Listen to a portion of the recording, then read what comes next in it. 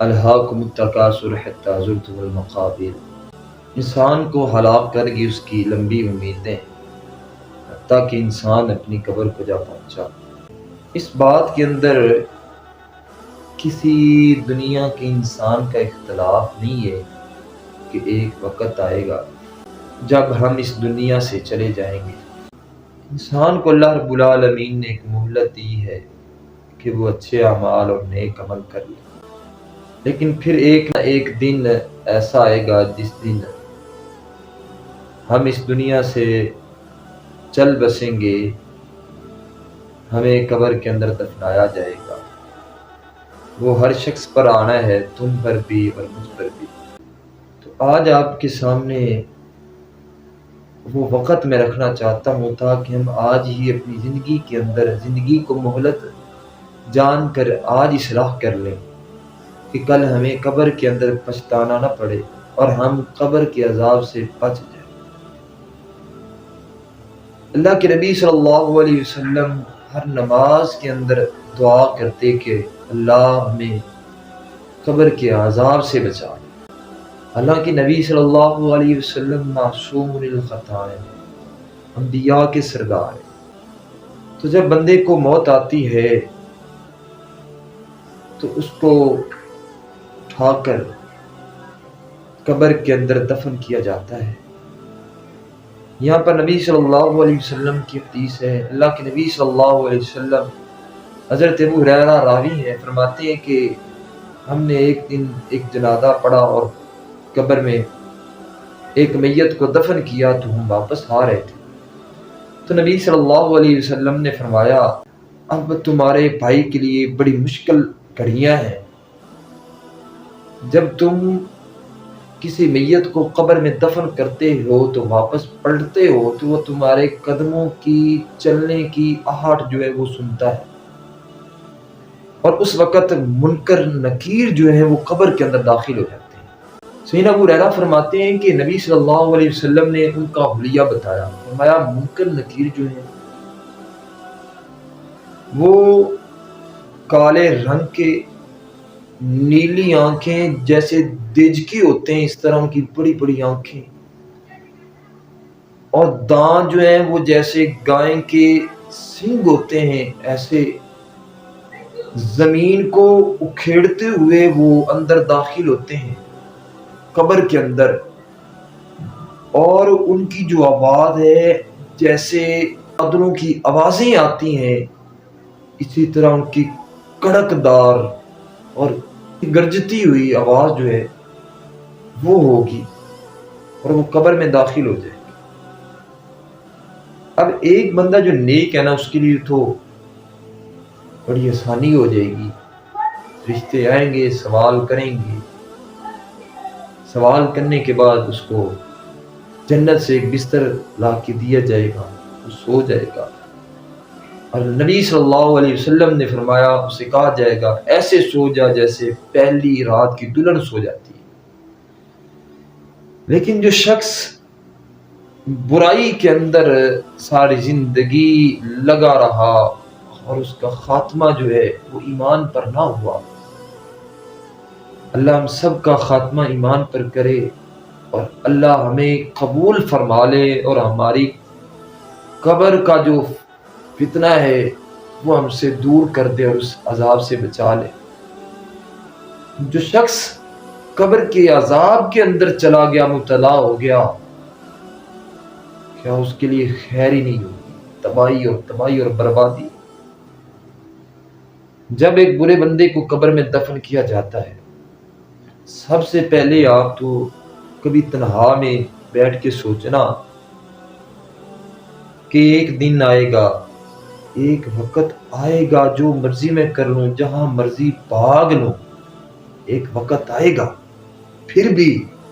مجھے اٹھا کر ایک تنہا کوٹھڑی، ایک تنہا مٹی کی ڈیری کے اندر دفن کر دیا جائے گا، جہاں پر نہ کوئی میرا ساتھی ہوگا،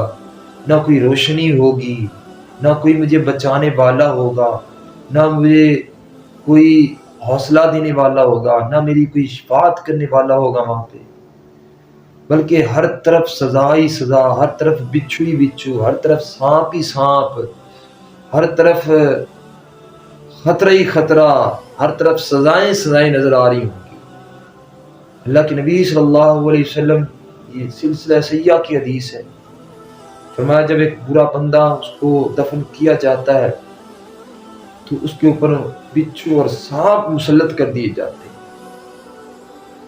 اور وہ سانپ اور بچھو اتنے ذلیلے ہوتے ہیں کہ 70 گنا ان کا ڈسنا جو دنیا کے اندر بچھو ہوتے ہیں اس سے زیادہ اس کی تکلیف دہ ہوتا ہے۔ 70 گنا جو قبر کا زیادہ اس کا ڈنگ جو ہے وہ زیادہ تکلیف دیتا ہے۔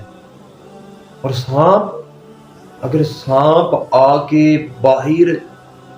دنیا کے اندر ایک پھونک مار دے تو آپ کی جو سرسبز فصلیں ہیں، سبزہ ہے، یہ سارا کا سارا راکھ بن جائے، ختم ہو جائے۔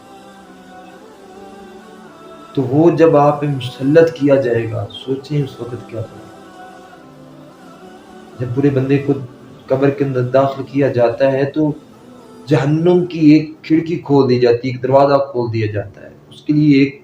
انگاروں کا، ایک آگ کا بستر بچھونا بنا دیا جاتا ہے، اور جب تک قیامت قائم نہیں ہوگی تب تک اس کو وہاں سزائیں ملتی رہیں گی، تکلیفیں ہوتی رہیں گی۔ کبھی اس کے سر کے نیچے ایک پتھر رکھ کے دوسرا پتھر اس کے سر میں مارا جائے گا، کبھی آ کے سانپ ڈسنا شروع کر دے گا، کبھی آ کے بچھو ڈسنا شروع کر دے گا،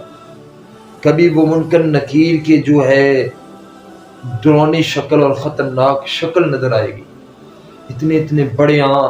دانت اور اتنے بڑی بڑی آنکھیں، اور ان کا زمین کو اکھاڑنا اور ان کا گجرنا اور ان کا پھڑپھڑانا، یہ انسان کو بہت زیادہ ہیبت زدہ کر دے گا۔ اور قبر کی گھبراہٹ، آپ اس گھبراہٹ کا اندازہ کر ہی نہیں سکتے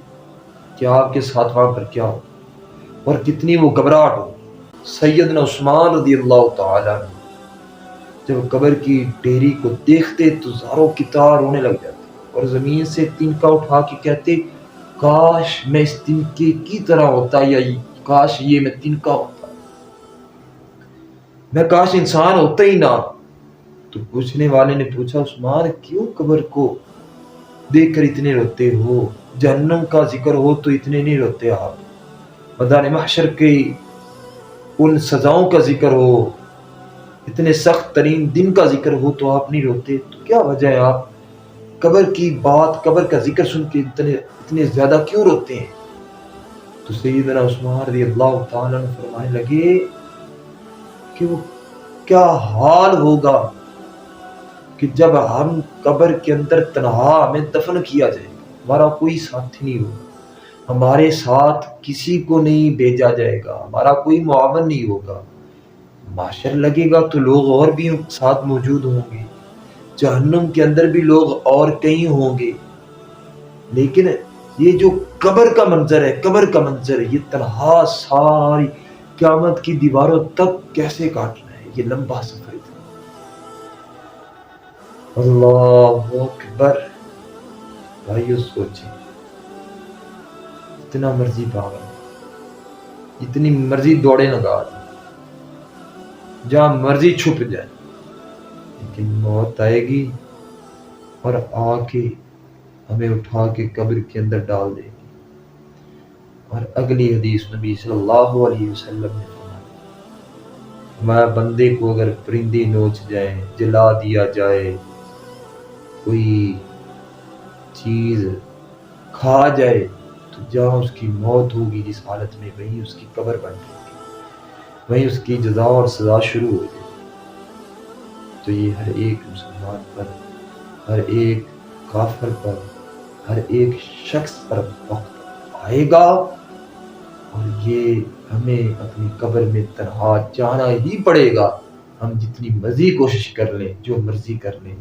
اللہ تعالیٰ ہمیں اپنی قبر کی تیاری کرنے کی توفیق عطا فرمائے، اور اللہ ہمیں جہنم کے عذاب سے ہمیشہ ہمیشہ محفوظ فرمائے۔